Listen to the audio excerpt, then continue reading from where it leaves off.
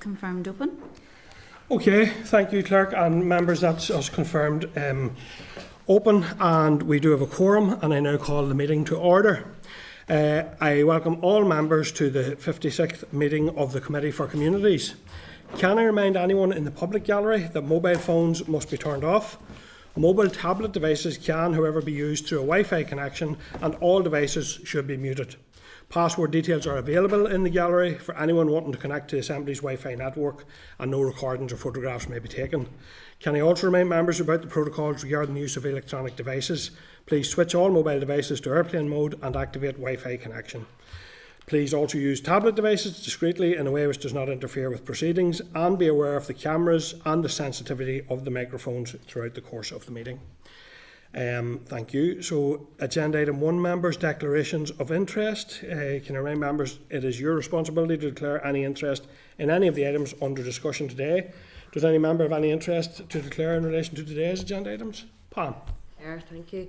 Yes, I wanted to declare an interest as a former junior minister that I would have had or may have had sight of policies from not just Executive Office but across the departments. I thought it might be useful to, if I could suggest, if that could be put down as a standing declaration of interest rather than say it every week. Yep. That's okay. Yep. Thank you. Thank you. Kelly, go ahead. Member of the deaf community, and we're going to be talking about housing benefit later. I'm an associate of the Chartered Institute of Housing. Okay, thank you, Kelly. I will declare that I own a rented property, and also I'm a director of a charity. Just to indicate that, Melissa. Chairman Lee Scullen, Jericho, registered charity as well. Thank you. Andy. Yeah, trade union member, member of a charity and private sector landlord, Chair. Okay, thank you everyone. And moving on then to our agenda item 2, which is apologies. I think we have a full text. Yeah. So thank you. Agenda item 3 then, members, is chairperson's business. So first I would like to welcome Pam Cameron to the committee and to wish her well in her new role.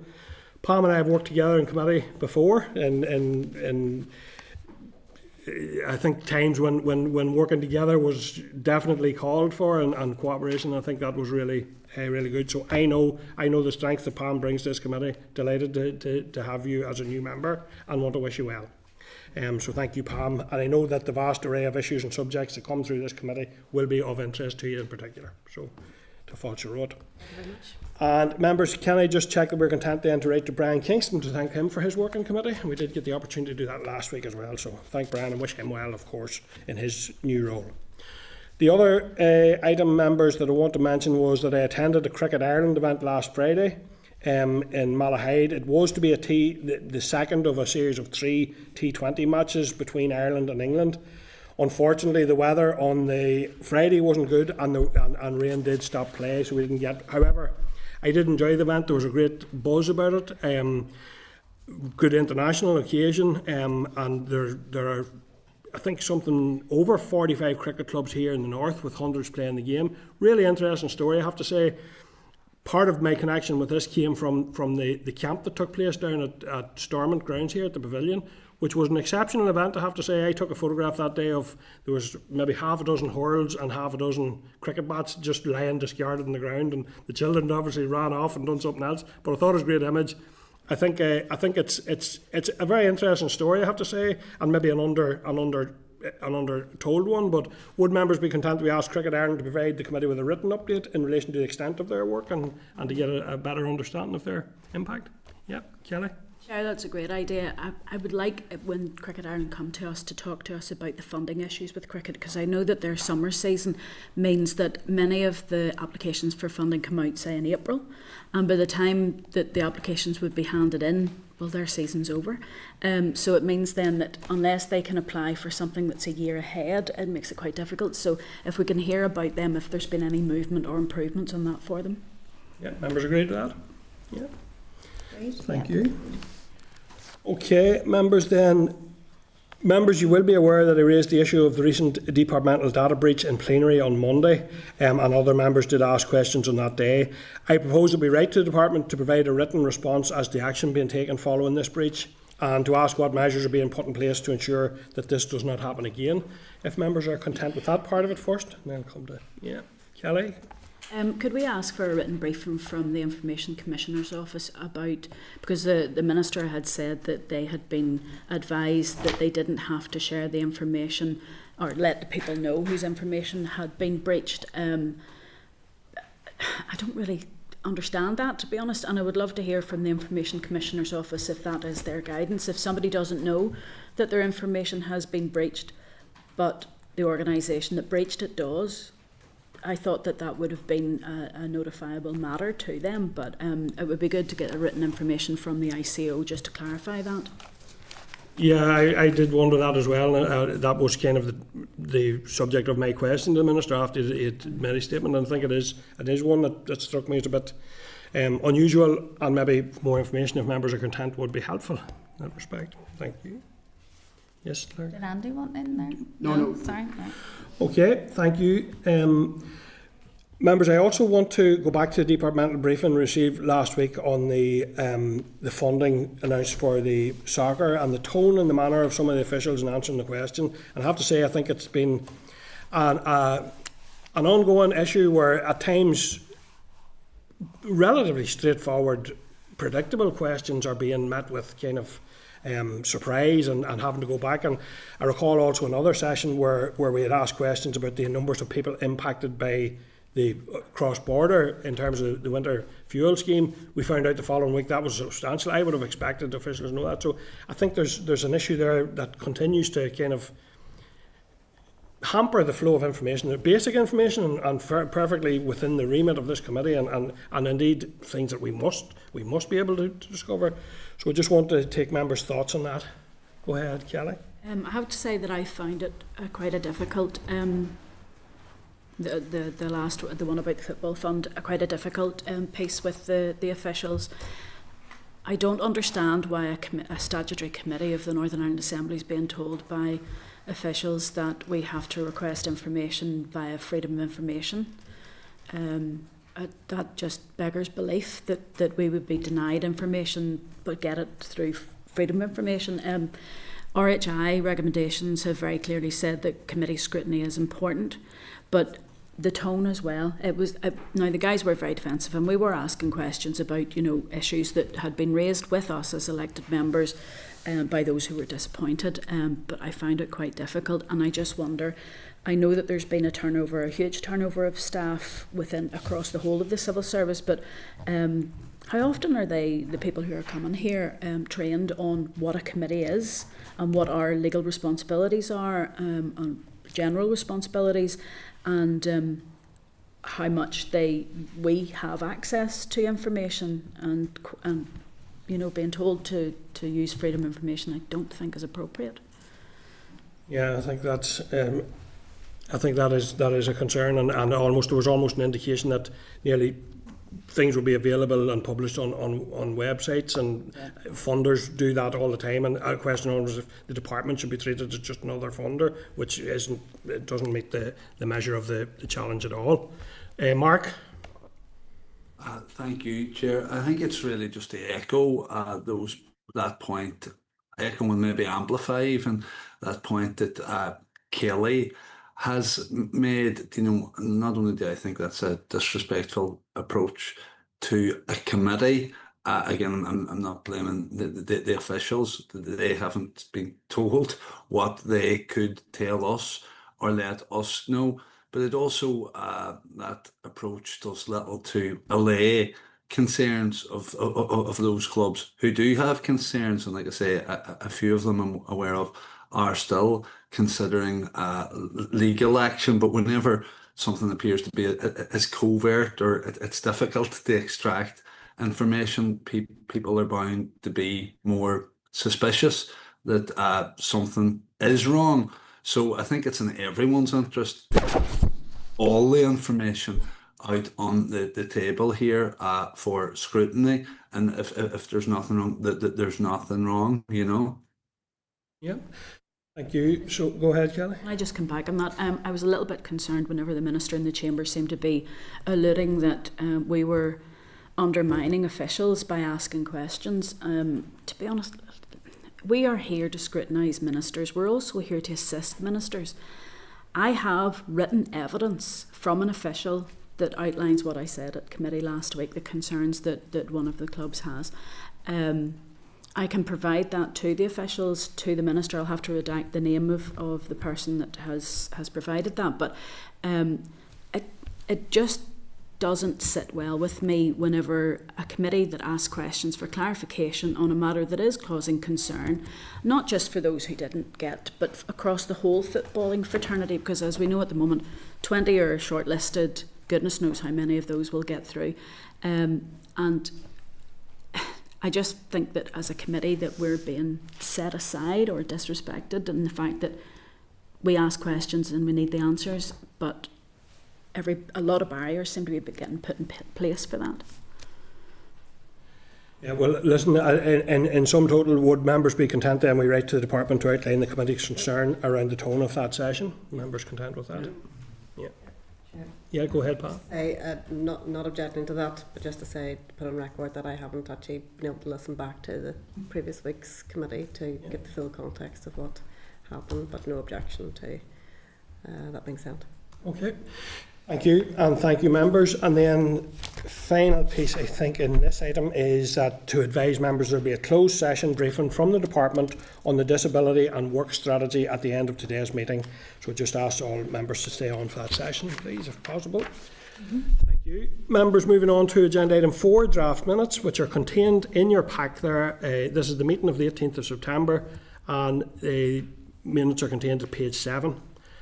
Are members content to agree the minutes of 18th of September as drafted? Agreed. Agreed. Thank you. Sorry, members. Chair, I just had my hand up there. Yeah. In the minutes, it wasn't noted that I declared an interest as being a recipient or a future recipient of an ILGOS pension, if that could be amended. Amen. Thank you, Shan. Yeah, that's noted, Shan. Thank you. Members content then with that amendment and to agree. Thank you. Okay, members. Matters arising then, which you've been provided with a summary table of matters arising at page 19. So can I ask if members have any comments or issues you wish to draw out, highlight or seek briefings on in relation to items 5.2 to 5.5? And just to say that at 5.2 is an offer from the department to brief us again on fraud and error. Are members content to schedule a future briefing? Yes, please. Yep, content. So 5.2 to 5.5, members, are there any items within that members wish to highlight or draw out? Sorry, Chair. 5.4, I appreciate that the person that has raised the issue with us about the Masters in Sign Language doesn't want to provide oral evidence. I think that in itself is concerning about the atmosphere at that. Yes, I absolutely agree that we should consider that written evidence that they have provided for us as part of that, because that has an implication for part of the sign language bill that talks about the teaching qualifications. Yeah. Yep. Yep. Any other issues within that block of matters raising, or members otherwise content with the memo? Members at 5.6, there's a retabled draft committee response to the ERC call for evidence. Do members have any comments on that draft? Are you content that this is forwarded to ERC? Oh, it's very good, yes, please. Yes. Okay, members content with that? Thank you. Okay, moving along to item 6 on our agenda, which is correspondence, the memo for which is at page 87 of your packs. So, members, I now intend to consider the items by number in a single group and ask if you wish to draw out, highlight or seek briefings in relation to any of the specific items of correspondence. So we are looking at a group then that are tabled there or in your pack at 6.2 to 6.6. A couple of ones I want to touch on just before I come to members, but at 6.5 there's a request from CRISP to brief on the future of the Supporting People programme. Are members content that a briefing be arranged in relation to that? Kelly? Chair, I was going to ask actually, yes, absolutely, I think CRISP should come in, but it would be worthwhile perhaps for that briefing session if maybe we could ask for another 1 or 2 of the Supporting People providers to also come along as part of that process, because I think that the information we're getting from CRISP will be replicated across, but it's to actually see the difficulty. So I don't know, someone like Simon Community or Housing Connect or Homeless Connect, sorry, some of those sort of organisations along with Chris might be helpful, just to give that overview of the future of the Supporting People programme, because unless it is funded properly, we are in trouble with the amount of people who need that support. Clerk, are you Yep. contented? Yeah. Members content with that proposal? Yep. Okay. Thank you, and the members are content that the briefing is arranged. Sian, then you had forwarded item 6.7 to be included in committee correspondence. Do you wish to say a few words on that? Yeah, thanks very much. I think most or all members might have received the facilities report from Ulster Hockey anyway, but it was really just to highlight it and to ask for an opportunity for Ulster Hockey to come in. I have been, I suppose, quite surprised really at just, I suppose, the prevalence of hockey across the province, and when you look there at them supporting 24 men's and 44 women's clubs with 14,000 plus members across Northern Ireland. I just think it's a really vital sector of our sports community that I don't think we've had enough attention or information about really. And when they talk about their the plans that they have for the future, the lack of investment is a real hindrance there. So I think just anything that we can do really is supposed to highlight the great work that's going on. So I would be asking for them to potentially be added to our list of organisations to speak to. I think the CEO is going to be contacting the committee clerk anyway, but it's a really thorough report in terms of right across all of our council areas as well. Yeah, members content. Go ahead, Pam. Yeah, just say it. I thought it was very useful piece of correspondence from Ulster Hockey, and a bit disconcerting actually to read, even in conjunction with the councils, the lack of toilet facilities and stuff for women and young women. It's not good, to say the least. So it's very useful in terms, I think, us even as individual MLAs, so we can actually speak to our local councils as well, who are providing for some of these clubs. So thanks for that. Yeah. Okay, thank you. So, members then focusing on 6.2 to 6.6, are there any other items within that that members wish to raise? Otherwise content with the correspondence memo as provided. Thank you, members. So then, members, you've been provided with a tabled correspondence memo, page 3. And there are some items there, 6.9 to 6.13 entabled. Members, at 6.9 is a letter from DFC Deputy Secretary Paddy Rooney advising us of his impending retirement. I have found Paddy has always been very good in making himself available to speak to members both individually and as a committee, and both formally and informally with information sessions. And I do appreciate the work that Paddy has done, and I have found him to be very reactive and responsive to concerns, and I think that's a really good approach. So would members be content we send a letter to Paddy offering thanks for his work with the committee and to wish him well in his retirement? Yes. Thank you, members. Okay. Thank you. So any other items then, members, in terms of 6.9 to 6.13 entabled that members wish to flag up? Go ahead, Melissa. Clause 13, which deals with the issue of councillors' pay, by removing the power from councils to set the basic allowance and instead giving the power to the department. I know that it is an issue, and it's an issue that's very, very prevalent even in relation to councils throughout the whole of the north of Ireland, where there's inconsistencies in that in different council areas. So I would ask, would the department consider the development of a body totally independent of government, such as the IFRP, the Independent Financial Review Panel, to oversee councillors' remuneration? Okay, I'm just not 100% clear, Melissa, which item you were referring to there. It's clause 13 there, and item. Is it for another agenda item? Administrative and Financial Provisions Bill. Yeah, no, we're getting a briefing on that next. It's the next. We're getting a We're not briefing on there that, so yet. maybe bring that up at that, That stage. bring Yeah. that up at that Yeah. stage. When we'll have some officials in. We actually have it here just under. Fiscal and budget. Officials are coming in on that one, so. Okay. It's item 10 on our agenda later. Right, Sorry okay. if that's confused you. Yeah, it did, because I thought it was coming on here 6.7. 6.7. It's not 6.10. Sorry. Sorry about that. Not to worry. So anyway, it's timely in that they're coming in. They're coming in today, so we you know can what it is, you can revisit that at that point if you're content in relation with that. Yeah. Okay. Okay. So are members content that the other items are action in line with the proposals set out in the correspondence memo? Yes. Yep. Thank you. Okay, members. Agenda item 7. This is one of an SR.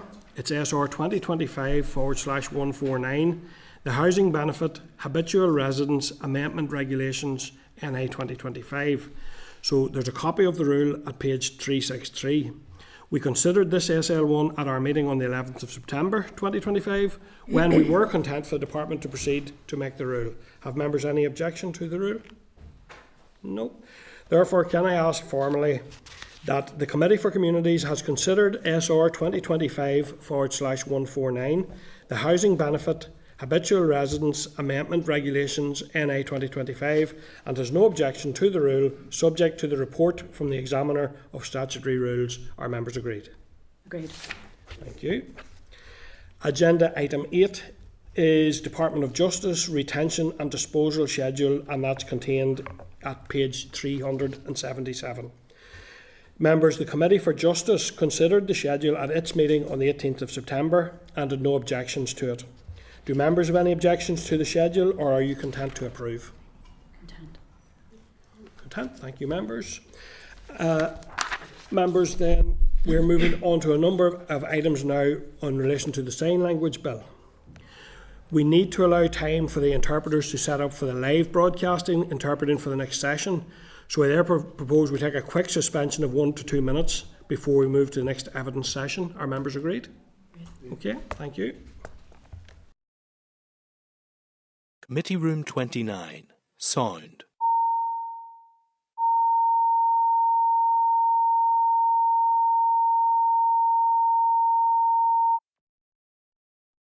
Committee Room 29. Sound.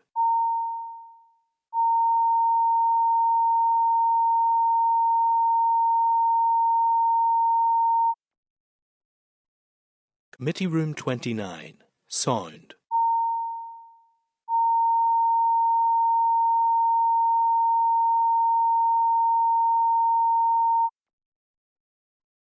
Committee Room 29. Sound.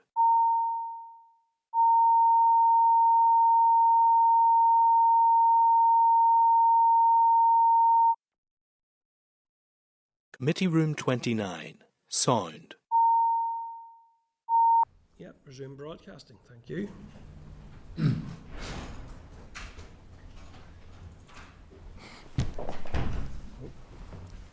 Just let me know, Clerk, when we're... That's us live.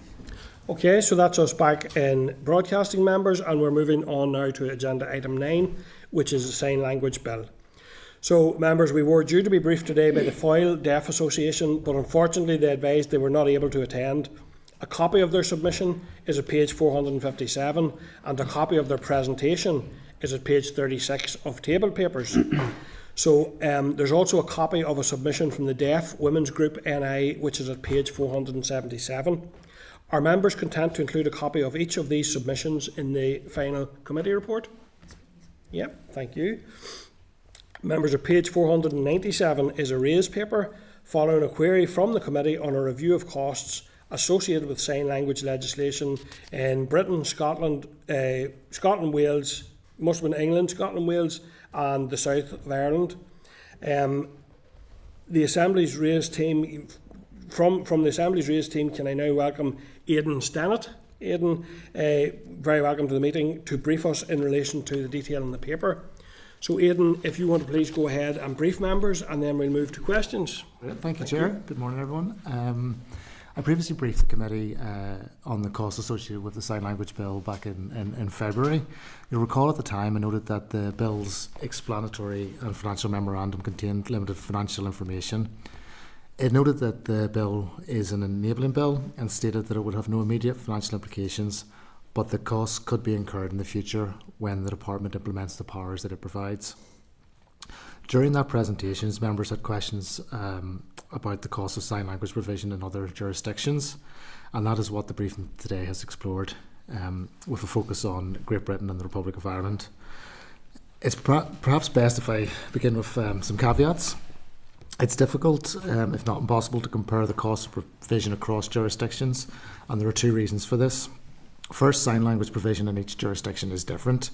That's explained in greater detail in the Raised Bill paper that the committee received back in February. Secondly, the Northern Ireland Sign Language Bill is, as I've said, an enabling bill. We do not know, for example, which public bodies which will be designated as prescribed organisations, nor do we know the contents of the guidance those organisations will be required to follow. So we really aren't clear on what we're comparing to in this case.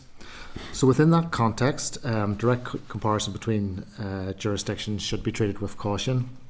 Instead, what this briefing has tried to do is identify categories of costs which have occurred in other jurisdictions.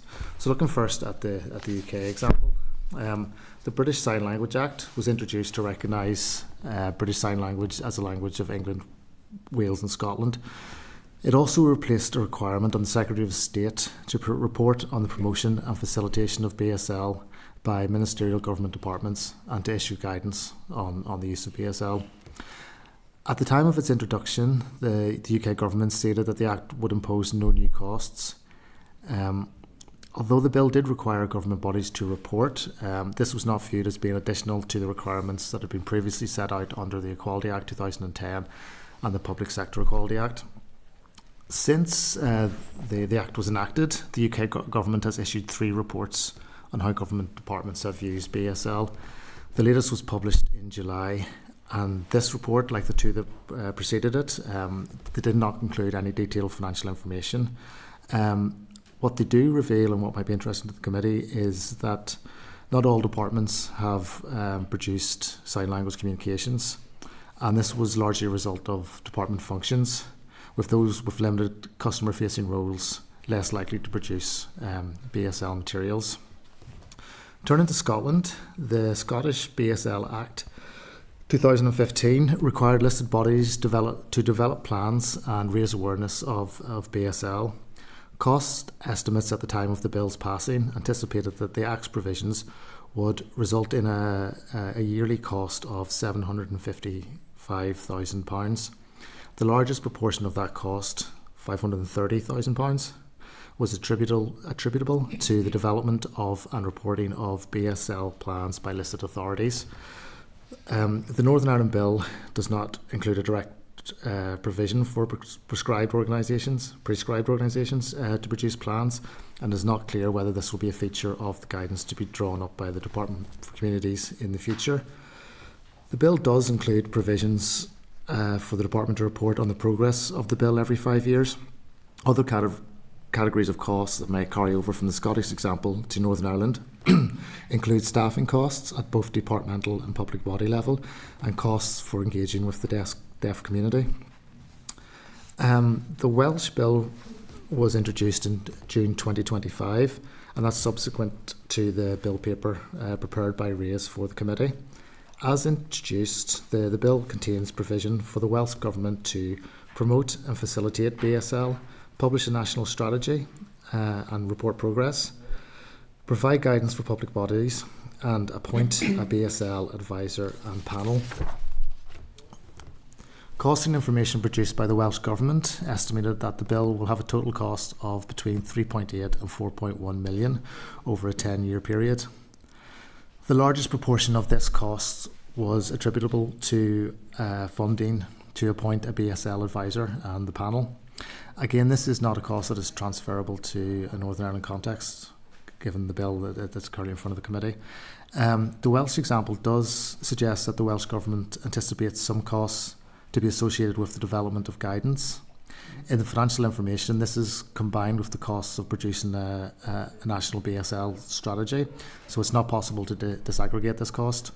The total cost of developing strategy and guidance was estimated to be $106,000 over 10 years. And then finally, turning to the Republic of Ireland, as members will be aware, the ISL Act commenced in December 2020. A report was produced in 2021 reviewing the operation of the Act. This did not include any explicit information on the costs of meeting the Act's provisions. It did, however, note that only 20.9% of public bodies surveyed had ring-fence funding for ISL provision. In the Republic of Ireland, the Citizen Information Board provides funding to agencies with ISL responsibilities. This includes the Regulatory Centre for Irish Sign Language Interpreters. This centre provides a registration system for interpreters, and this is somewhat similar to provisions in the Northern Ireland Bill that concern a scheme for accrediting teachers and interpreters of BSL and ISL. In 2023, the Regulatory Centre for Irish Sign Language had a budget of just under €250,000. A review of questions and answers in the Oireachtas revealed other categories of costs that may be applicable in a Northern Ireland context, depending on the content of the final guidelines produced. These include things like providing interpretation of ISL at department events, funding a home tuition scheme, training staff in ISL, and providing ISL in court services and Garda Síochána.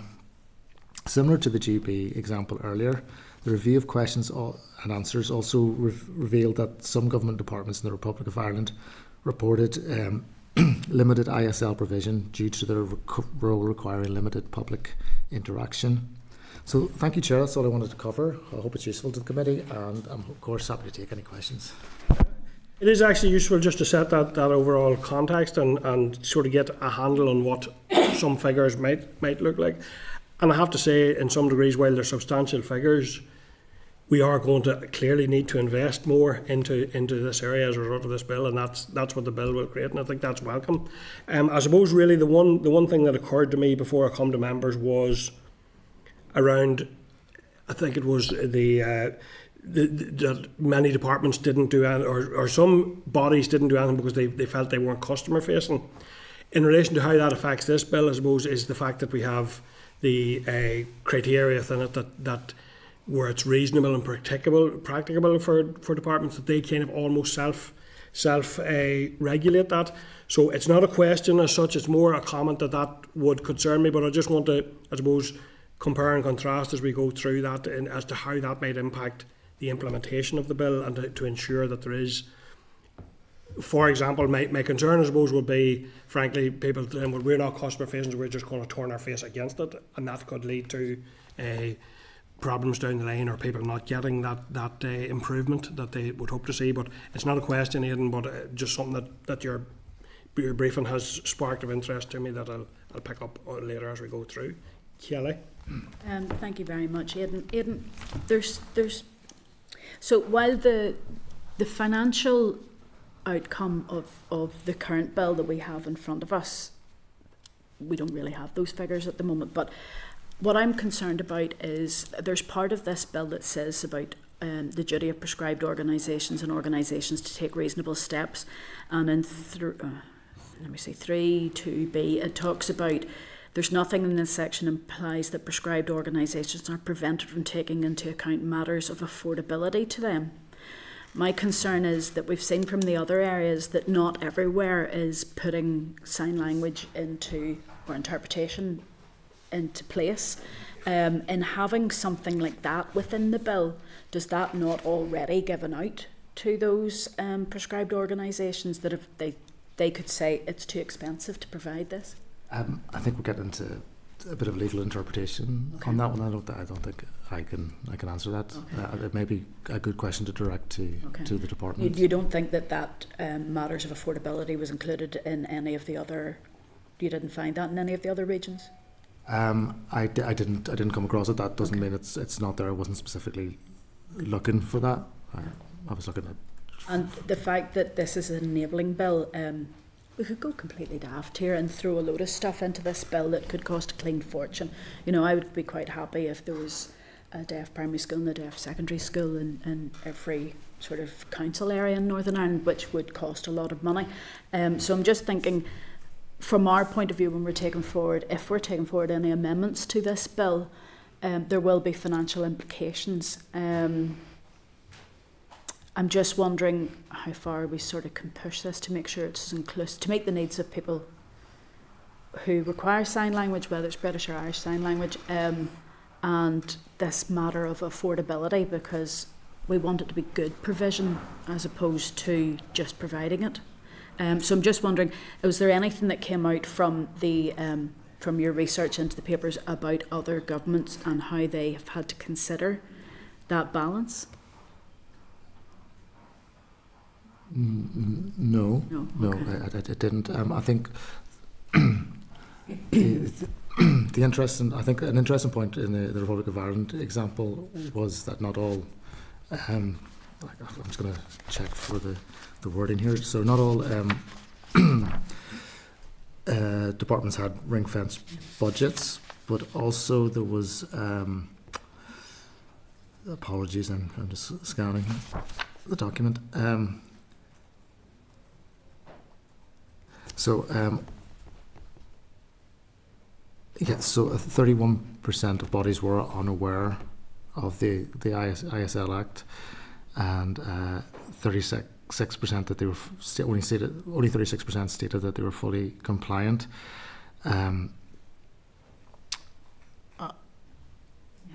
So I think there's an awareness question for the people that are going, or the organisations that are going to be subject to this, but also there's a budgetary question. I think it's in the context of a wider budget situation that's quite tight.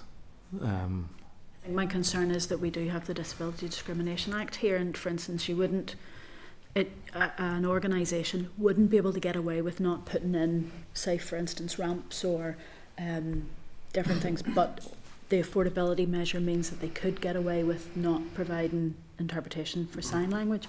Was there anything with the amount of, say in the South, the figures that weren't aware, there doesn't seem to be anything in the paper there that says what the repercussions were for those? No, and I'm trying to think back to the paper that came from. I don't think it went into very much detail. It was a survey, but I'm very happy to look at it again.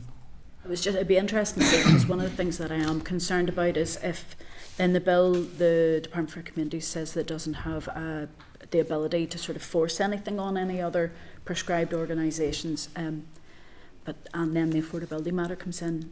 To me, if I was in any other department and had a tight budget, I was just going to leave that. We can't afford that. But there has to be something that sort of shows the deaf community that they are as recognised as any other part of society and will be provided for. Be interesting to see what that might be, what the repercussions are for other governments if departments do not deliver. That would be good. No, thank you very much, Aidan. It's a really good paper and really useful. Thank you. Yeah, I think the paper actually becomes more and more useful as we go on, and it's very, very useful in that sense.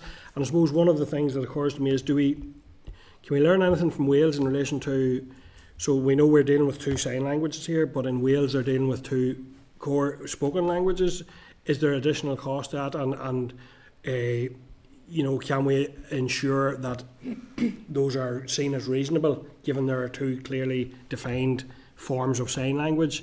Is there, and I get it that Wales are at the early stages themselves. So what's your thoughts on that, Aidan? Chair, I'm really not sure about the sort of the policy side of that. It's not really my area of expertise. Yeah. I'm sure it's something that we as a service could look at for you. Yeah. Well, I think for now, do we see? But I think what this will do is it kind of almost provides a bit of a template that you could almost estimate some costs, or kind of get an idea of what cost might mean. Maurice. Thank you very much, Chair. Thanks very much, Aidan, for the paper.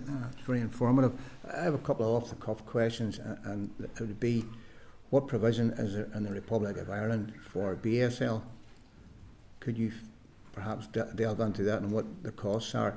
Also, what the costs are for us here to develop 2 sign languages whenever the common one in use across these islands is the BSL. Kelly had a very, very valuable point there. Will people use the cost of providing something as a reason not to provide something? So if we had all the figures here in front of us, to me, a standard language across all the islands would be the way forward. So I'm just wondering if we're making provision here in Northern Ireland for the Irish Sign Language, what provisions are being made in the Republic of Ireland for BSL? Sure, again, we're sort of straying into stuff that is beyond the scope of the paper. The purpose of the Irish Sign Language Act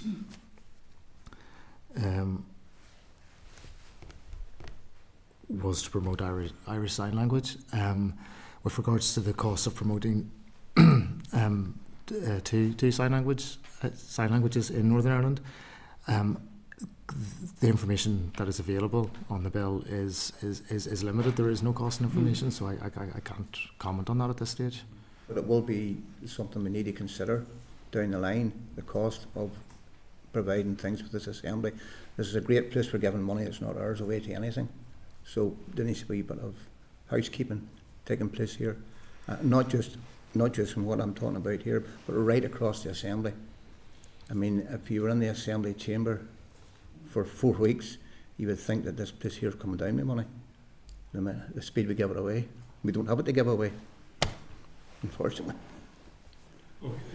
Okay. Well, I suppose. Thanks, Aidan. Yeah.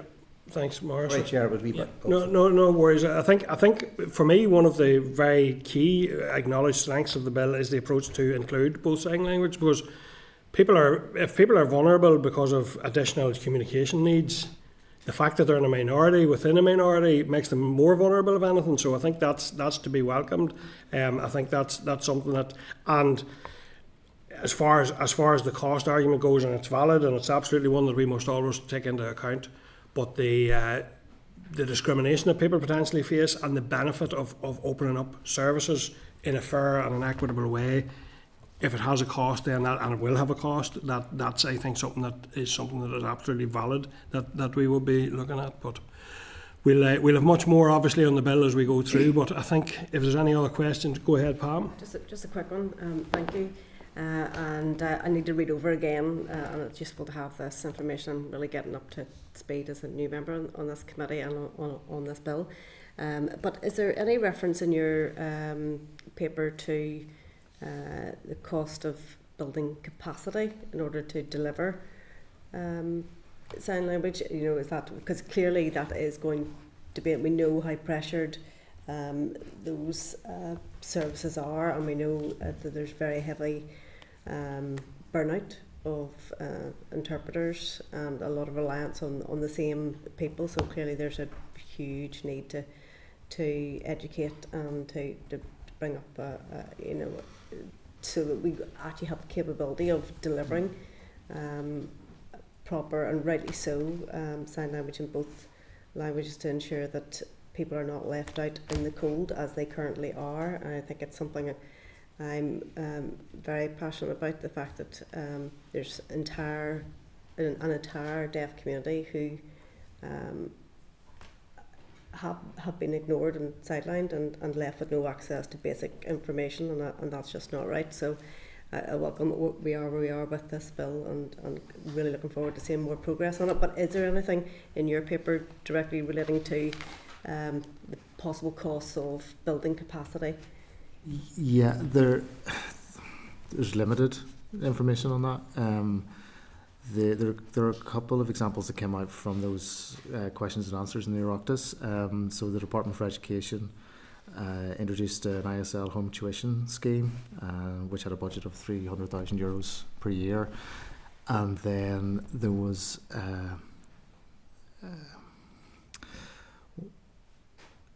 so there was an example of the Irish Passport Service employing 2 members of staff who provide ISL interpretation and then training 4 additional members of staff. But unfortunately, there was no figures attached to that. So there are small examples, but it's limited. I think overall there is quite limited information about the spend and what is going on. Yep. Sorry, just check, Pam, you? Yes, thank you. Go ahead. It was just to follow up on Pam's point there. The explanatory and financial memorandum, as introduced, doesn't include any figures for are the thoughts of the department moving forward on those sort of costs. I'm just wondering if we could go back and ask the department if they have any of those figures, because They might have been working. they might have been working on those, just from our point of view, because it'd be useful to see their thinking on the costs of the bill. Now, the repercussions of the bill further down the line will be a different matter, because, if you're providing interpretation or sign language in other parts of government, front-facing staff, it'll escalate as time goes on. But at the moment, there's nothing within the financial memorandum that provides any costs for us. Yeah, we can do any comparison. Members content we ask the department if there's any update on costs? Be useful to know, all right, and there may be. Members content with that? Yeah. Any other questions for Aidan then? Oh, that's really good. No, Aidan, thank you very much, and appreciate members. Clearly, we've all strayed outside of the remit of your brief, but out of curiosity, no reflection on your work at all. I think your work has just prompted some for the question, which is good.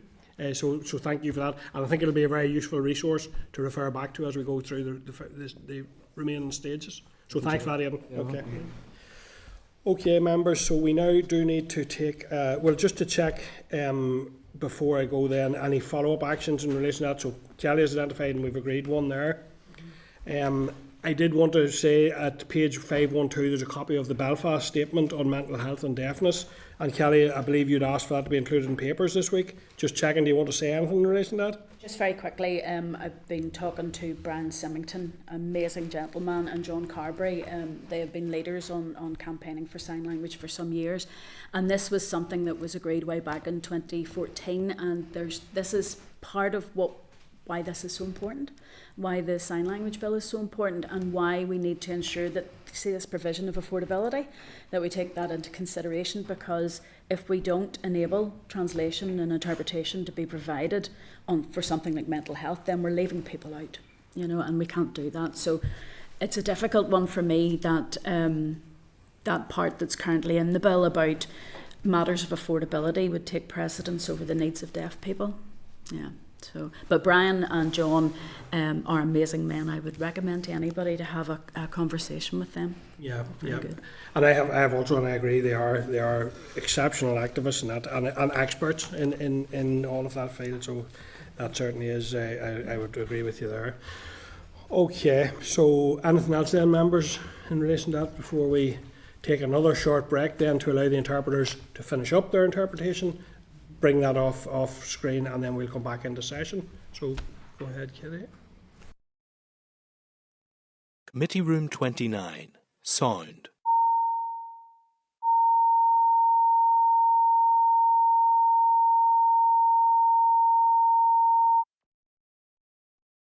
Committee Room 29, Sound.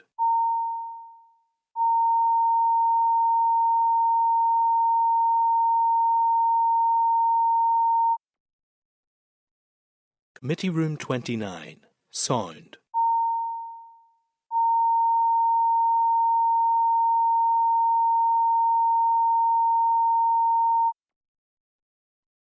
Committee. Moving then to agenda item 10, which is departmental briefing on the Administrative and Financial Provisions Bill, clauses 12 and 13. So members have been provided with a copy of the departmental briefing paper at page 515. You have also been provided with correspondence from the Committee for Finance starting at page 522, which includes a research paper on the bill. So I'd now like to welcome the following officials to our meeting. Yeah. So we're being joined this morning by Heloise Brown, and Heloise is Acting Director of the Social Housing Policy and Oversight. Sorcha Hasse, Acting Deputy Director for Social Housing Policy and Oversight, and Martina Campbell. And Martina is Head of Local Government Finance Team. So, to Fáilte Rómha Laoigh, all very welcome to committee this morning, and thank you for attending. And could I go, I think it's yourself, Heloise, is it, to make a brief opening statement, and then we'll come to questions from members. Thank you. Certainly, thank you very much, and thank you for the opportunity to brief you today on the Department's contribution to the Department of Finance's Administrative and Financial Provisions Bill. So a written briefing on clauses 12 and 13 was provided to the committee on the 19th of September, so I will give you an update on the provisions in relation to social housing tenancy fraud, which is in under clause 12, and Martina will speak to clause 13. So the proposals in clause 12 stem from recommendations from reports on tenancy fraud in social housing by the Public Accounts Committee in 2014 and the Northern Ireland Audit Office in 2013. And both those reports recommended establishing a single tenancy fraud team to provide investigative services to both the housing executive and the housing association sector. This would enable economies of scale and more effective investigations compared to the requirement for each landlord to operate its own investigations. Following the issue of the two reports, a team was established within the housing executive to carry out tenancy fraud investigations for its own tenants. And over the years, that team has built up considerable expertise in the investigation of tenancy fraud. However, it has only focused on housing executive properties. Under managing public money in Northern Ireland, the housing executive has been unable to use its own resources to undertake investigations on behalf of registered housing associations. So the department considered whether housing associations may be charged for this service by the housing executive, and we were unable to identify a legislative provision already in existence that would enable the housing executive to recover the costs of such a service. So the need for a legislative provision was identified. And in addition, the PAC report also mentioned strengthening legislation in relation to data sharing. So this clause is a step in addressing this, allowing an exchange of information between the housing executive and the housing associations for the purpose of investigating a suspected case of tenancy fraud. And the department is considering further legislation to strengthen the data sharing protocols further. So I'll just very briefly run through the sub-clauses in clause 12. Members have a summary of what each sub-clause does, but I would just ask you to note in particular sub-clause 2, which sets out the various types of tenancy fraud which the housing executive will be able to investigate on housing associations' behalf. So they are where an application for a tenancy or a claim for succession to a tenancy may be false in a material respect, where a tenant may have ceased to occupy the accommodation as their only or principal home, or sublet or parted with possession of the accommodation, and where an application for right to buy discount may be false in a material respect. And as you'll know, housing associations no longer operate the sales scheme, but there is provision in legislation for them to operate voluntary schemes. So the provision is here in case a voluntary scheme should come into practice in the future. And then just briefly in respect of the data sharing powers, is subclause 5, which is the clause that permits a housing association to disclose relevant information to the housing executive for the purpose of carrying out an investigation. And in subclause 1 for the housing executive to report to the housing association as to whether tenancy fraud has occurred and whether any offence has been committed in connection with that. Subclause 6 provides for the report to include any information regarding the investigation that the housing executive considers appropriate. And then together subclauses 7 and 8 provide that a disclosure won't breach the data protection legislation where the powers in subclauses 5 and 6 are taken into account. So there's provision there, although there is also recognition that a breach can't take place of the data protection legislation. So effectively this enables the sharing of relevant data from a housing association to the housing executive, and for the housing executive to report back to the housing association with any appropriate information on the results of its investigation. And it's then for the housing association to determine its next steps based on that information. And in preparing this clause, the department undertook a targeted consultation with housing associations and other housing stakeholders, including housing rights, who were supportive of the proposals generally. The results from the consultation are being considered to inform a wider review within the department of how to tackle tenancy fraud in social housing. And this review will include whether additional powers are required through, for example, a housing bill. And we just to sum up, we'd emphasise this work is about ensuring that social homes go to those with the rightful entitlement to them, based on the assessment of objective housing need. The focus is on ensuring the system isn't manipulated and the homes are not misused for private gain. Ultimately, the purpose of tackling tenancy fraud is to help address housing need and ensure that best value for money is achieved from the executive's significant capital investment in social housing. So that concludes just my opening remarks on clause 12. I'm happy to take questions. Okay, thank you. A couple of quick ones from me. What is the current level of tenancy fraud in housing associations, do you think, and is that higher than in housing executive properties? It's a little bit lower because of a lower number of properties altogether. So the housing executive is 83,000 and housing associations in and around 40,000. So the last full year that we have for 24-25, there were 272 confirmed cases of fraud reported for the housing executive, and for the housing associations it was 103. And does that represent a difference in percentage terms, levelling out the difference of the level of absolute properties that each has in terms of percentage terms? Is it higher or lower within either one? Part of the variability, and this is where we might often sort of say consistency, is there's 19 housing associations, so they will each have their own procedures in place. So the regulator ensures they have tenancy fraud strategies in place, but they have different levels of resources because of very different scales. So there will be, so we could look exactly at what the percentage is, but it would still not give a very clear picture for the housing associations. Some of them are quite large and also have economies of scale, so their percentages might be better.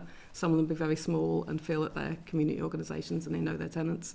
The percentages will be different again. So we could look at that information if that would be useful, certainly for the committee, but I've just put a few caveats around it. Yeah, well, and I get the caveats now, and even just understanding those is helpful. I suppose, just in general terms, are you confident that this measure will increase the number of properties being recovered in housing associations and being made available?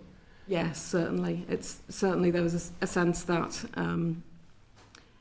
in order for people to see that landlords are serious about tackling tenancy fraud, it is about taking the investigation to the furthest level it can go to make sure that actually there's a clear message out there that it's not acceptable, and also then that properties which are more complex can be recovered. And I would say within this as well, there are the full numbers of fraud reports that come in. There will always be cases within those where it's shown that somebody is rightfully occupying the property, and it's their right to be there and it's their home, and those cases will always be found. It will just depend on the circumstances. So there might be more recoveries if there's a more consistent approach to investigation, and certainly the housing executive team has built up a lot of expertise in that area.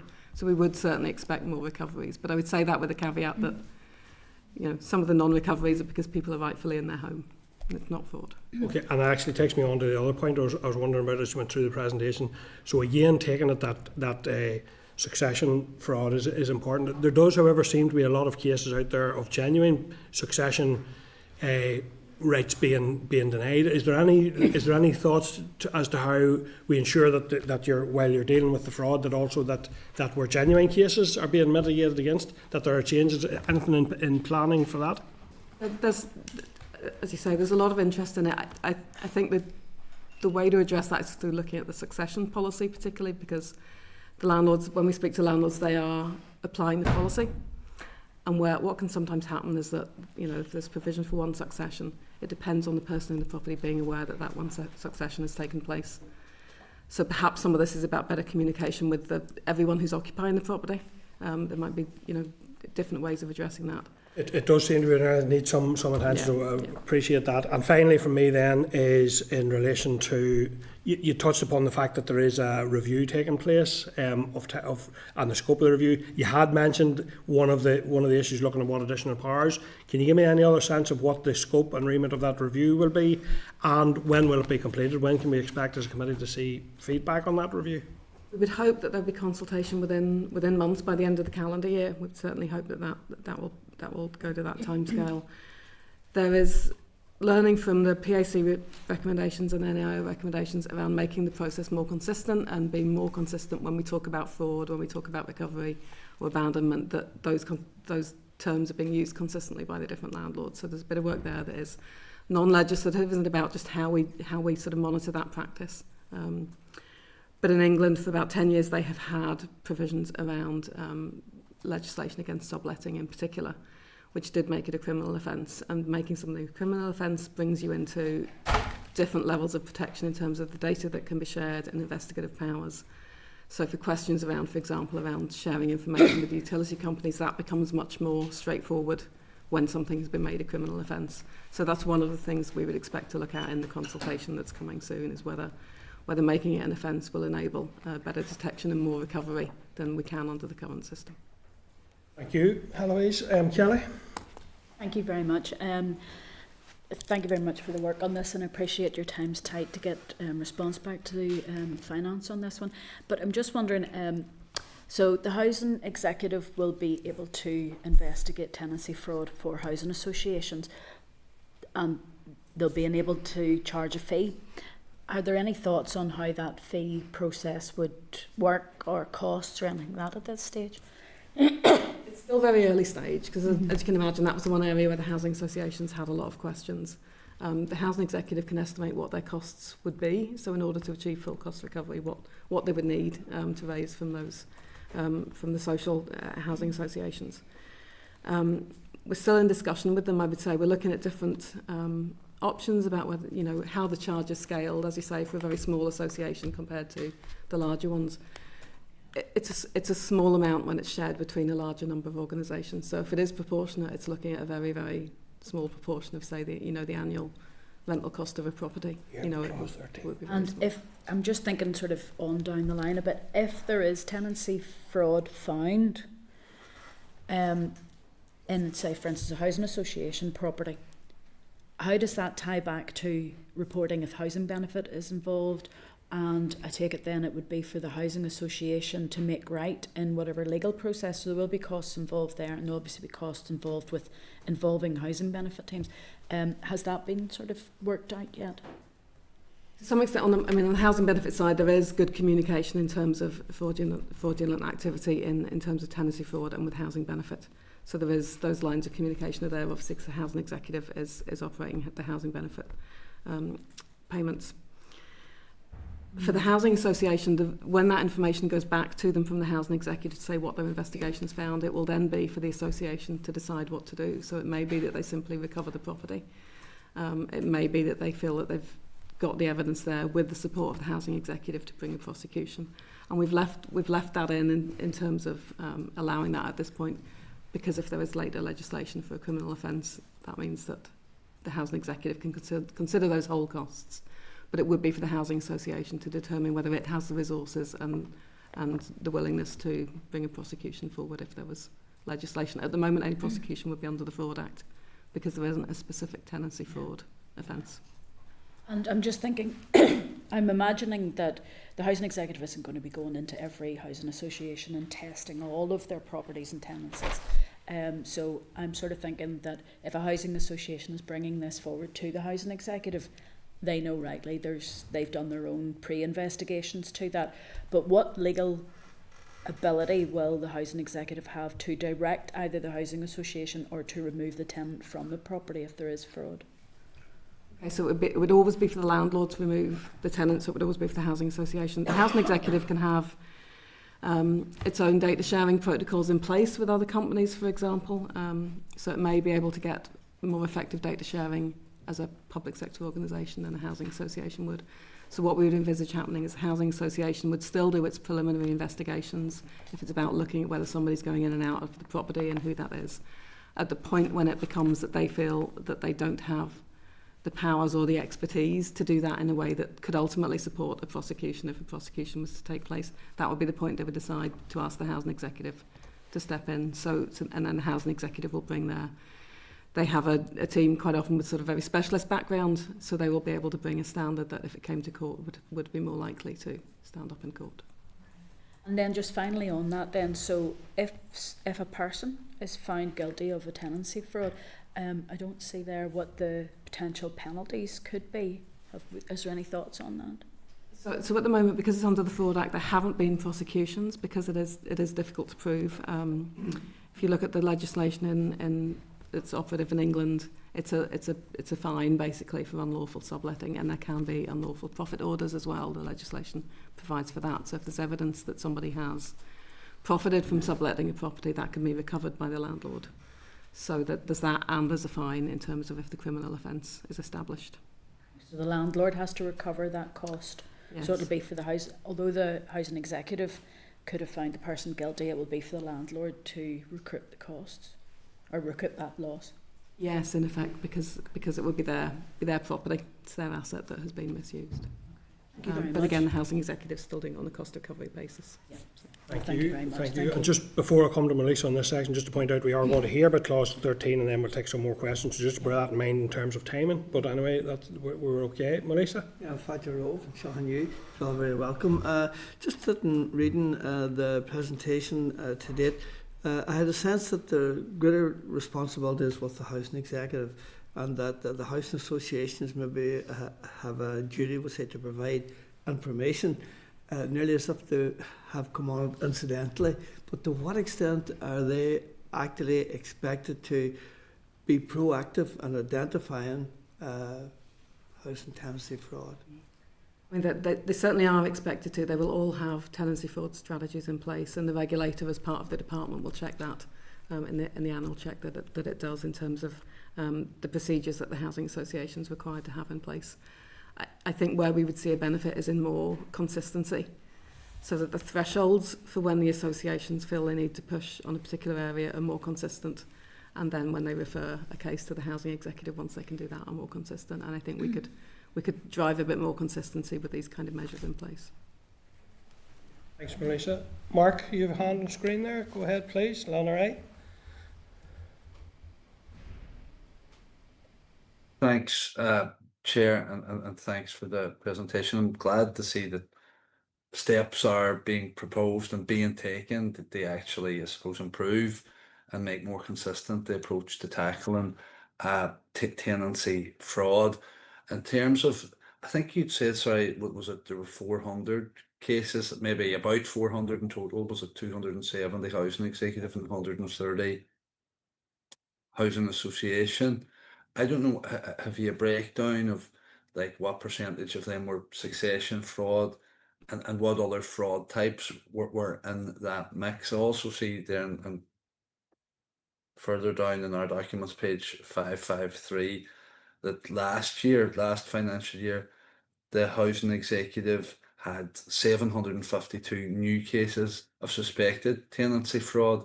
It would be good just to get a breakdown of those fraud. How many of those are succession? How many of those are the likes of subletting? And how many are others? And what others there are? I think this is really maybe just the tip of the iceberg, really. And I have to say, in terms of succession fraud, the level of standard of investigation seems very high. It's prolonged sort of procedure, and a lot of resource is put into it. It's like The Wire or something, you know, the depth that people go into these investigations. But a problem with that, and I think that the chair alluded to it, is that often innocent people making a succession claim, they're all treated with equal suspicion. Another issue, I suppose, would be this should remove inconsistencies, but there are huge consistencies in how the associations and the housing executives tackle fraud, where you have people not necessarily subletting their property, but not occupying it either. People are allocated a house. We have a waiting list approaching 50,000 people or families. But they don't take up occupancy. They just want a separate address for whatever reason. You've others who will just occupy it maybe every now and again if they're having a party. And the level of investigation in it is in stark contrast to the standard of investigation and the succession fraud, where maybe an association, or I think even the housing executive, will just write out a letter to the tenant. And if they get a reply, they say, oh, that's confirmation that they're living there, when other people living in the street will never, or sorry, rarely see anyone going in and out of that property. I'm just going to check, Kerry might have a wee supplementary to that, so I'll ask for No, it's separate. Okay, we'll go ahead then. Okay, thank you. We can certainly get you a breakdown of the tenancy fraud types for the housing executive. I'm not sure that we would have a classification quite in terms of abandonment and succession and those exact classifications, but we can certainly provide a bit more information about the breakdown. The focus on succession, I think, is partly an element of the fact that the person trying to succeed to the tenancy isn't already an applicant. Sometimes they may be on the waiting list, they may be homeless, but they could also be somebody who the housing executive has no knowledge of, and therefore they have to follow the due process and make sure that there is entitlement there, because if it's a statutory succession, that person can have a right to it, but they have to therefore check. And the same with policy succession. A non-occupation can be one of those areas where a property may be perceived to be empty. Sometimes if somebody is working and they're working abroad or they're in hospital for a period of time, a property can rightfully be empty. And those circumstances may not be known to people who are reporting, and that is why, again, it's really important that across the social sector we have a consistent approach to looking into those and reporting on them. So that's the drive for the review that's coming up, is to make that process more consistent. We can certainly get you the information that we have on the breakdown of the different types of fraud as they're currently recorded, but I suspect it may be more around whether the property's been abandoned, whether it has had to be recovered, and the level it had to go to recover it. Maybe that kind of information rather than the cause. But hopefully that will be helpful to you. Thank you. And Kelly had touched on a point there around penalties, and if I'm thinking in the likes of one of those non-occupation cases, if we put it like that, what the penalty might be, because that property will be recovered from this person. They'll have been awarded this property in the first place by virtue of being top of the list. And now they'll have homelessness points again because this will have been recovered, so they will be awarded another new property. If a property is recovered because they're not the rightful tenant, they could still be on the list. But you would still, I think, in terms of that person's individual rights, you would still come up against whether something's been proven against them. And again, this comes back to whether it goes to court and whether we can say, actually, there has been misuse of the asset of a home in that case. But certainly, if somebody isn't the rightful tenant, they could be on the waiting list, they could be homeless, they could have points and be waiting to access a property, while they're also maybe unlawfully accessing. Sorry, I have a quick cross wires in. I mean, the actual tenant, although they might not reside in the property, the person who has been allocated this home but hasn't or doesn't make use of it, but it's not necessarily for financial gain, but it's far from victimless whenever we do have tens of thousands of other people desperate for homes. Yeah, certainly. And again, that's where that stronger process and that consistency and being able to follow through and establish the facts along the lines of a criminal investigation, even if it doesn't proceed to taking somebody to court, will be helpful, because that will then inform decisions that the housing executive can make around eligibility for social housing, and whether that person could rightfully access a tenancy or whether they've been involved in behaviour that would make them unsuitable to be a tenant. So there are actions there, but again, this is a sort of first step in us getting the house in order to really sort of bring a new and more thorough approach to this.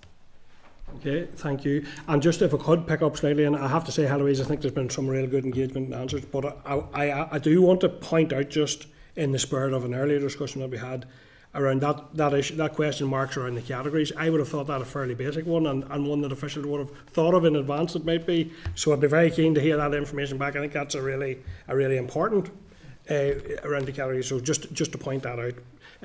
And Kelly, please. Just very quickly, I know that there's a review ongoing of tenancy fraud procedures. That becomes very important when we think that the housing executive is going to be marking its own homework on this. What sort of processes are being considered then to test how the housing executive is looking at its tenancy fraud? Because to me, it does feel like quite an expensive process for landlords if they have to evict and have to go to court and things like that. So I'm just wondering, in that review of tenancy fraud, when are we expecting that, and does that deal with the housing executive marking its own homework? I mean, they will learn, because they're members of the UK-wide Tenancy Fraud Forum, and they'll be involved in local tenancy fraud forums. They are learning from and feeding into some of those national level discussions, actually, and things like the methodology in terms of calculating the cost of tenancy fraud has been quite valuable information coming from the housing executive. So that they're operating at a very strong level. I think that they have a good reputation at UK level with those tenancy fraud forums. So I would expect to see that they can sort of contribute quite well in terms of helping the housing associations and providing support to develop their processes. We are looking at things like sort of making more standard data protection impact assessments and sharing of information, those kind of things. And it's led by the housing executive because it has that economy of scale. I have a little bit of a concern being led by the housing executive when they are the biggest landlord in Northern Ireland. So when they're checking their tenancies and for tenancy fraud, they're checking their own tenants. I know there's supposed to be a brick wall between the two sides of the housing executive, but is there an oversight going to be put in to make sure that the housing executive is being as rigorous with themselves as they are with housing associations? We can look at that. I mean, it is essentially a landlord function, so it's on the landlord side of the organisation, but it would certainly appear in things like their quarterly, their quarterly and annual reporting and their business plans. They would certainly report on that. So it's open to scrutiny, and it's open to more scrutiny because it's a public sector organisation as a whole. But it would certainly be one of the things that we would be keen to focus on, obviously, as part of our oversight. Thank you. Very valid point. Morris. Thank you, Chair. I will be brief. It's just to ask that as Kelly's already alluded to it, she must be reading my notes here, about the length of time it takes the housing executive to deal with tenancy fraud, whereby a property may be empty and the tenant may have another partner in another council area and is living out of the area. And there's all sorts of reasons that a house can become vacant. But the length of time and the hoops that the housing executive have to get through to prove that the tenant is not actually living there, will that be addressed as part of the review that will streamline the process? Because it's the process that makes it difficult. It's not actually the people that are not living there, they're easily identified, but it's the process of going through to get that property back into the housing executive. We would expect that, certainly, we would expect that. And if the proposals for a bill that does make a public statement about taking tenancy fraud more seriously, that will open doors for, I think, better information sharing with utility companies, with telephone companies, with the other information that would standardise it and make it a bit quicker and easier maybe to get the information that they need. So it's seeing that there's support behind it and seeing that there's the weight of legislation behind it would be important. Yeah. Thank you, Chair. Thank you, Morris. So back to yourselves, Heloise. Maybe we're going moving on to clause 13. Brief. Me? Yeah, quick brief, and then we'll get some questions. Thank you very much. Hopefully mine's a bit more straightforward than Heloise's. So one of the recommendations of the recently published review of the role and responsibilities of councillors in Northern Ireland was that responsibility for setting the amount of the basic allowance paid to councillors should be removed from councils and passed instead to DFC. So at the moment, the power as it stands allows DFC to set the maximum level for the basic allowance, and councils then decide the amount of the basic allowance to pay up to that limit. This results in councillors being paid different allowances depending on the council they serve. So this amendment will remove that flexibility for councils to pay less than the maximum, and it is implementing one of the recommendations of the independent review, and will ensure fairness for councillors, that they're all paid the same rate for doing the same job, irrespective of which council they serve. So the Minister, with executive agreement, accepted that this was a reasonable recommendation and agreed to implement as soon as possible, and the Financial Provisions Bill was identified as a suitable legislative vehicle because it is, strictly speaking, a technical amendment. It's not a new power. So I'm happy to take any questions. Thank you, Martina. So I know we're coming first of all to Melissa. Yes, Margaret. Martina, I've always been of the impression, I've had the opinion as an ex-councillor that for those that do their job, it's never enough, and for those that don't do their job, it's always too much.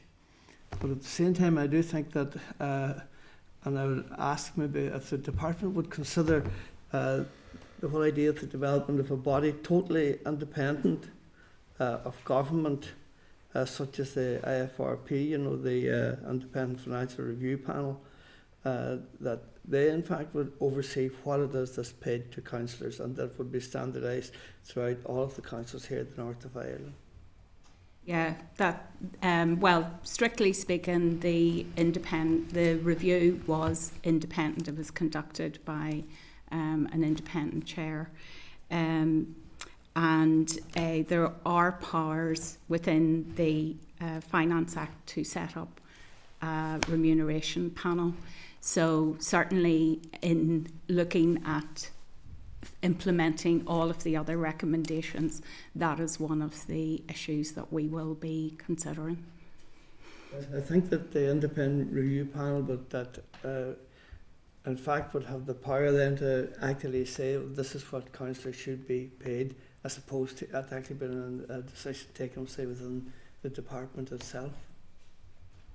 Yeah, well, it was the minister took the panel made a recommendation, which the minister, in trying to strike a balance in the current economic climate, didn't feel was a fair reflection of public sector pay across the board.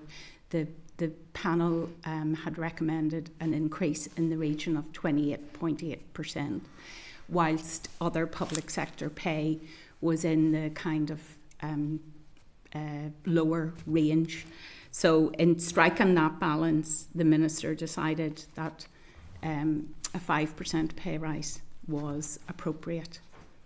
But the point that I keep making, to come back to it again, is that is it possible that they might consider arriving at a situation whereby you take it out of the hands of the minister himself for making the decision, and that it's actually a decision taken by the independent review panel?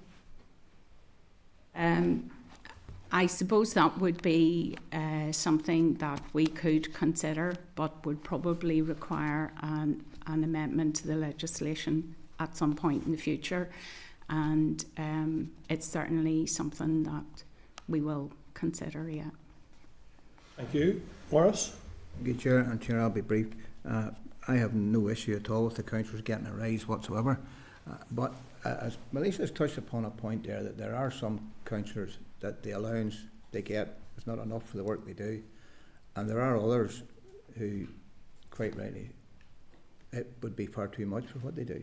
So, as a part-time role, so what checks and balances are in place within local councils to ensure that the people that are elected and are paid are actually doing a job, rather than, I mean, there's no checks or balances. It's the only part-time role I know where there's no criteria of how you do your job, or there's no. I mean, I think that would be something for. It certainly wouldn't be something that I don't think that the department can intervene in. It would be obviously for the electorate to decide if the councillor is fulfilling the role that they elected him or her to. I mean, I don't think there's anything that we could do. It's certainly during the review found, I think, that almost 80% of councillors had either a full-time job or a part-time job, which confirmed, I guess, that the role is a part-time role. But I suppose I would have to come back to you on whether or not there are any other checks and balances. But nothing is coming to mind other than, you know, the parties, the whip's role, the party leader's role, and constituents.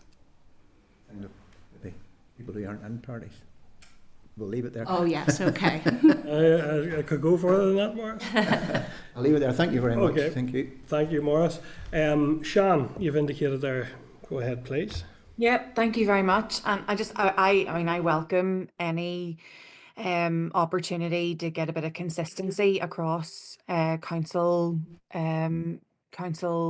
decisions on this. I think that no public representative should be involved in setting their own pay, whether that's MLAs or elected representatives. So I think the disparity between councils over the last 9 years has been evident, where some councils have obviously selected to take a pay rise, others haven't, and you've ended up then with councillors in different boroughs being paid different allowances. So would absolutely welcome that. Would also be interested in the proposition that Melissa has put forward there in terms of taking it out of the department and actually looking akin to the remuneration board that MLAs will have. I think there's definitely merit that, to take it out of the political realm in that sense. And just as a piece of feedback, I mean, I'm my own party's local government whip, and the piece of feedback that we've had over the last recent weeks and months has been very clear that this should not and cannot become a full-time role, because it would actually eliminate quite a few people from taking on the role, as you've just alluded to there, with 80% of people having other jobs. And that is the joy of having different levels of government and different approaches to levels of government. So we would, as a party, I think we at the executive also supported the minister's recommendations in terms of what he took on board from that independent review, to look at an equitable increase for councillors in line with other public service bodies. I think was a fair decision. But like others, we can't underestimate the work that goes into being a local councillor. I think quite a few of us on this committee have been in that position too. But I suppose just from our point of view, would support Malaysia's view in terms of looking at something, some proposals that would take it outside of the department and independently, and would also then support the consistent approach across all councils. But thanks so much for this piece of work. I think it is really important, and it speaks to the very heart of equity across our local government. But thank you. Okay, thanks. Thank you, Sian, and thank you, members, for that useful discussion, I have to say. I suppose where I come from in relation to this issue, and I do agree with Malaysia around the idea of an independent body, and also I think it's an important point Sian raises around people who are doing other things being able to be involved in local government and in our democratic process. And I think also I would be keen that remuneration would ensure that we get a diverse and a broad range of representation, that we get people with disabilities and support them properly in order to allow them to be councillors and part of that process and represent people with care and responsibilities, people who maybe live in rural areas where public transport. I think whatever remuneration we come up with should ensure that this, as all levels of government should be, reflective of community and society. So that's where I would sort of, I suppose, come at it from. But I think it's useful work and interesting work for the future. And I think it's great to see committee putting forward proposals, and it's great to see yourselves taking account of those and looking at how those could be worked into future work in this regard. But listen, thank you. I want to thank you. Chair, go ahead, Melissa. I'll give you. Go ahead. Maybe a quick comment. When you said that you found that 80% of all councillors had some other source of income, that's because of the very fact that the council income in itself isn't adequate. That doesn't mean to say that for 1 second that they're not doing a full-time job as a councillor. Very often they are, and they have to look to some other source of income in order to complement what it is that they receive at present. Actually, that is quite true.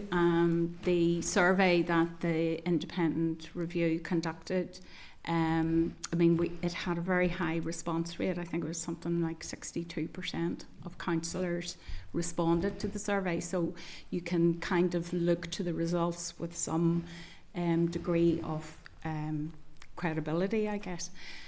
So yes, you're right that a lot of them did indicate they had to out of necessity. And certainly, as the chair has mentioned, the attracting people and particularly people from manual labour type jobs whose employers are not as flexible as those who maybe work in white collar type jobs. So yes, there was a lot of useful information in that survey that we're looking at as we move through implementation of the recommendations. Yeah, go ahead, Kelly. Just a very quick one. Any future decisions on councillors' pay has an impact on the local rate setting. So I'm just going to ask, is there a potential to clarify in guidelines or regulations that the decision would be made, say, for instance, by September to allow the councils to include that as part of their rate setting process? Yeah, we're very much aware of that. But the problem is that in general, the yearly increase to councillors' allowance is tied to the settlement of the NJC pay scales for council staff. So It depends on when that pay settlement is. It just makes it difficult for a council to backdate then, because having been the We hear all recipient about of it. that, it makes it difficult. Yeah. Yes, I fully appreciate that. But I think in terms of trying to input to the planning document that the finance officers will provide to council, that they can kind of look around and see what the general average public sector pay settlements are and use that as a guide. It won't be perfect, but it'll be close, unless it's a review. And I mean, we have committed to doing a review in another, I think it's 7 years, independent review. So unless there's something like that which would give you something that wouldn't be the norm, if you like. Yeah. Okay. Thank you. Thank you. Okay, well, thank you, Martina, Heloise and Sorcha. Thank you all very much, and appreciate that, and we look forward to seeing further work coming forward in this area. Thank you. Okay. Okay, members, any follow-up there? So we have the request for further information on the categories. Is there anything else that members would like to pick up on? Kelly? Just there was one around penalties, was there? Well, I don't think that's ready yet for Okay. those guys, but it's that tenancy fraud procedures, an update on where they are with the review on that one. Yeah. That'd be Request an update on where they're at with the review. Yeah. Morris? No, perfect agreement there. Yeah. At least we know what we're talking about. Okay, members, thank you. So I propose now, with members' agreement, maybe we'll take a short break before we go into our closed session. So can we now agree to go into have that break and move into close without coming back into session? Yeah. So members, we'll take a short 5-minute break and then we'll come back in to resume in closed session at agenda item 11. Thank you, members. Committee Room 29. Sound.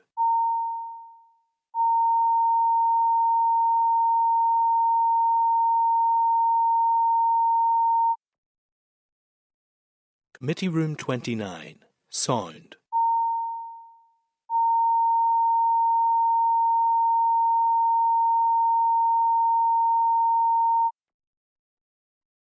Committee Room 29.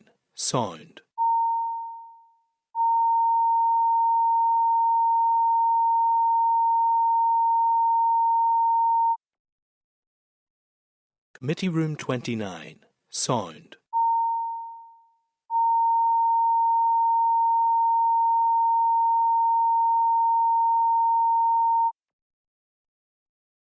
Committee Room 29. Sound.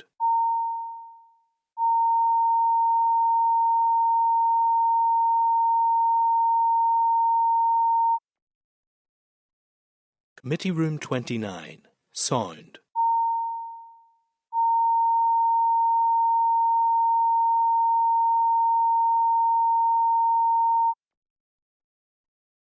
Committee Room 29. Sound.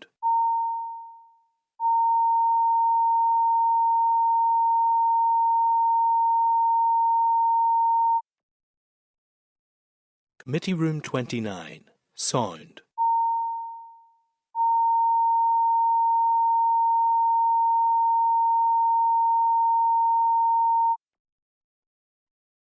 Committee Room 29. Sound. Committee Room 29.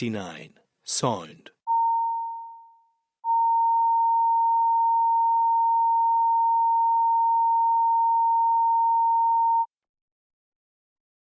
Committee Room 29. Sound.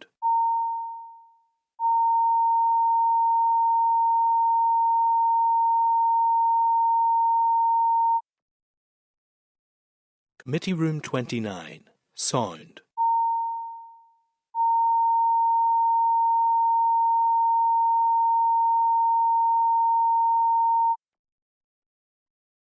Committee Room 29. Sound.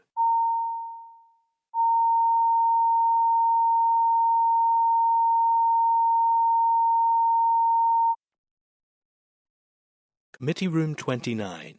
Sound.